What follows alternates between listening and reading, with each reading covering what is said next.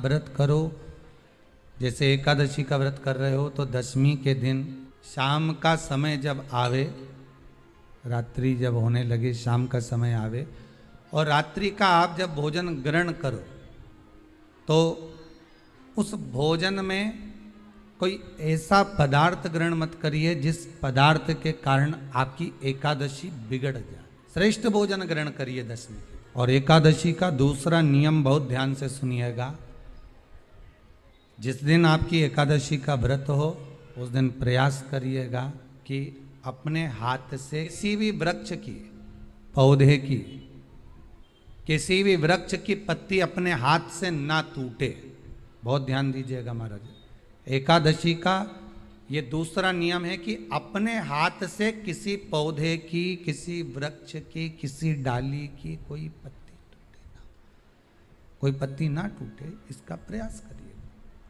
कि मात्र एकादशी का व्रत कर लेने पर जो पूर्व में किया गया हमारा पाप कर्म है, हमने किसी जीव की हत्या करी है, हमने किसी को कष्ट प्रदान करा है, हमने किसी को अपशब्द कहा है, हमने किसी को ताने दिए, हमने किसी को आड़ा टेढ़ा कहा है, हमने किसी को गालियां दे दी है, मात्र एकादशी का व्रत ही कर लेने पर ये सारे जो दोष हैं वो समाप्त हो जाते हैं। अपने पाप को, अपने पाप कर्म को जिस दिन क्षीण करने वाले हो, समाप्त करने वाले हो, अपने पाप को आप जिस दिन समाप्ति पर लेकर जा रहे हो तो उसके एक दिन पहले आपको प्रसन्नता होना चाहिए कि नहीं होना चाहिए कि कल मेरा पाप कटने वाला है, कल मेरा पाप समाप्त होने वाला है। प्रयास करिएगा कि एकादशी के दिन कोई वृक्ष की, कोई डाली की, कोई कोपल की कोई पत्ती ना तोड़ी जाए।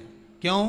तो कहा अगर उस पत्ती को हम तोड़ देते हैं, वृक्ष की पत्ती को या क्यारे में लगी हुई कोई डाली की पत्ती को हम तोड़ देते हैं तो एकादशी का पुण्य फल प्राप्त नहीं होता, एकादशी का कोई फल हमारे खाते में नहीं जाता। बहुत ध्यान से आज की कथा सुनना कि एकादशी का आपसे आपके बच्चे पूछेंगे मम्मी हम भगवान विष्णु का दर्शन करते हैं, हम राम जी का दर्शन करते हैं, हम कृष्ण भगवान का दर्शन करते हैं, हम भवानी माता का दर्शन करते हैं, हम शंकर जी का दर्शन करते हैं, हम सारे देवी देवताओं का दर्शन करते हैं, पर ये एकादशी माता तो कभी नजर ही नहीं आती। पूछेंगे कि नहीं पूछेंगे कि तुम जिस एकादशी का व्रत करते हो इनका जन्म कहां से हुआ, कहां जन्मी थी? एकादशी की जन्मस्थली कहां है? भाई भगवान कृष्ण की जन्मस्थली तो मथुरा है, श्री राम जी महाराज की जन्मस्थली बोल दो जम के अयोध्या है।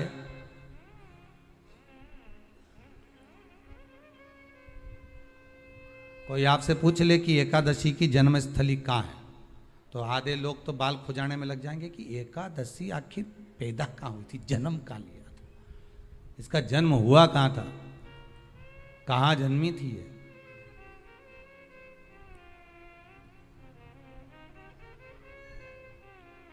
इसका जन्म स्थल है कहाँ? और एकादशी अगर जन्मी है, उसका जन्म हुआ है और दुनिया के लोग इतना व्रत करते हैं, उपवास करते हैं, तो फिर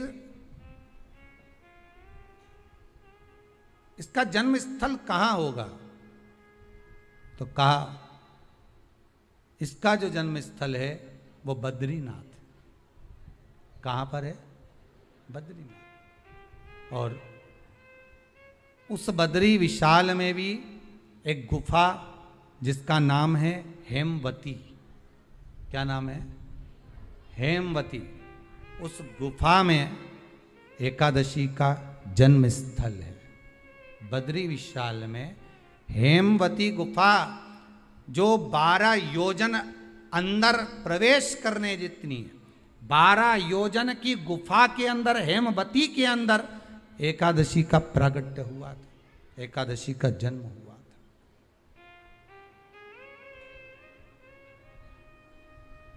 अब तो बता सकते हो ना कि कोई पूछे कि राम जी का जन्म अयोध्या में हुआ, भगवान कृष्ण का जन्म मथुरा में हुआ, और कोई पूछ ले आपका जन्म कहाँ हुआ था, अपन कह सकते ना सीहोर में हुआ हमारा, और आपसे कोई पूछे कहाँ हुए, तो कहीं इंदौर में हुए कि देवास में हुए कि भोपाल में हुए कि मुंबई में हुए कि पूना में हुए, आपका तो बता दोगे। पर बच्चे आपसे पूछ ले मम्मी तू इतनी एकादशी का व्रत करती है, एकादशी का तू व्रत करती है, और सबको करा देती है कि वल्लभ कुल की एकादशी करो, भले बकरी जैसे चरो पर एकादशी करो, और सबको एकादशी कराया। तो कोई पूछ ले कि एकादशी का जन्म कहाँ हुआ था, तो आप कह सकते हो कि बद्री विशाल में, हेमावती में, बद्री विशाल के हेमवती गुफा के अंदर जो 12 योजन की गुफा है, उस गुफा में एकादशी का जन्म हुआ।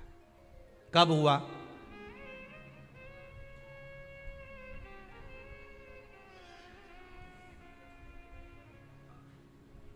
जन्म होने का कारण, राम जी के जन्म होने का कारण था रावण का संहार।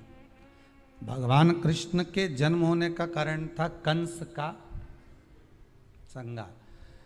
नरसिंह भगवान के जन्म होने का कारण, प्रकट होने का कारण था हिरण्यकशिपु का संहार।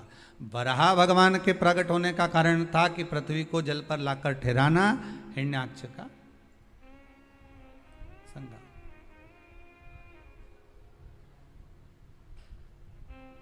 तो फिर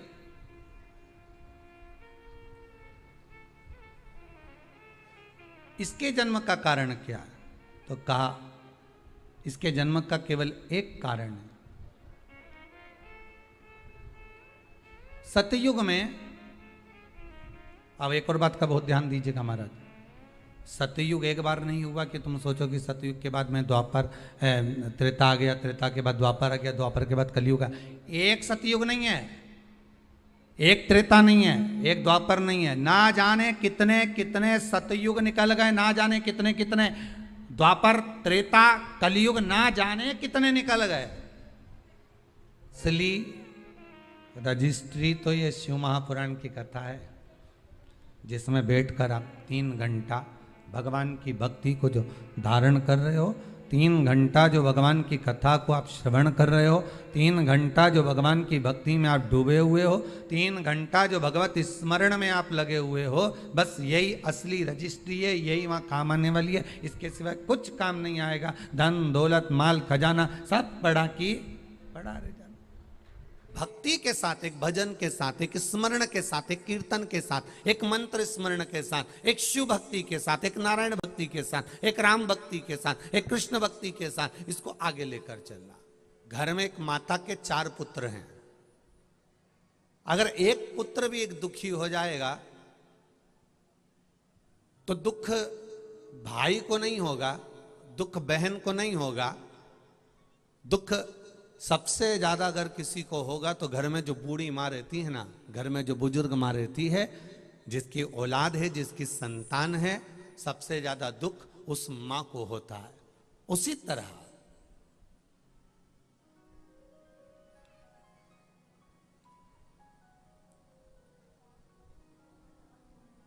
कार्य में अगर कोई कथा हो रही है, भजन हो रहा है, कीर्तन हो रहा है, शिव पुराण हो रही है, और उसमें कहीं थोड़ी बहुत अड़चन उत्पन्न होती है, तो मेरे महादेव को, मेरी माता पार्वती के भी हृदय में थोड़ा सा भाव दुखी होता है।